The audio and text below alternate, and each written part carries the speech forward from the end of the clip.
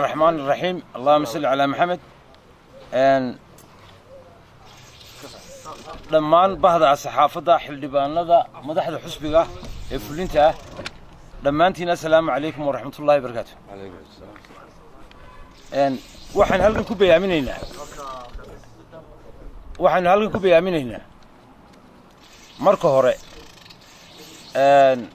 inamada maayarada iyo xildhibaanada xeerka ku gafay ee ka baxay xusbi kala galay ee xeer number 14 qodobka 11 faqradda afraad ay hayso waxaan horta u soo jeedinayaa marka hore sida horeba xusbigu ugu soo jeediyeen inay iscasilaan oo aayar aanay isdhibin cidda taagan saf markay soo kaxaysanayaan cid kale ay waxa mudiciga koobaad waa xildhibaanadii idinla sharaxnaa ee codkooda ku fadhideen waana kuwan hareerahayga taagan iyagaana isbayaamin doonaan inamadii gabiilay ee kula sharaxnaa ee codkooda aad ku fadhiday waa kuwan taagan iyagaana geelaya ku bedelaya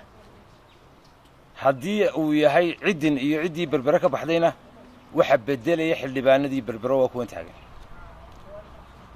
qodobada xeerka ee aad qaar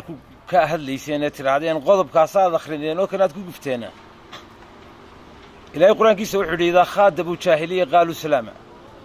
xeerkanu goortuu dhaqan galay waa 13 Disembar 2011 wixii ka horreeyay shaqo kuma laha waxa ka dambeeyay shaqo ku leeyahay xeerkanaanay ururada iyo asxaabta qaranka ku dhaqmaan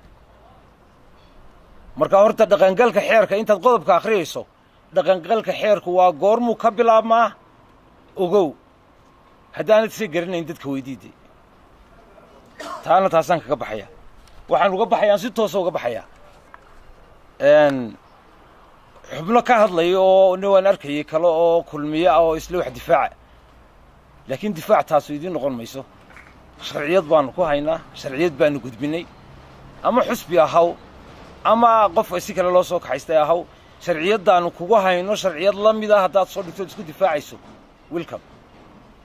wax kale oo ka difaacaya ma jiro sharciyadaan ku hayno sharciyadu ma ka difaacayso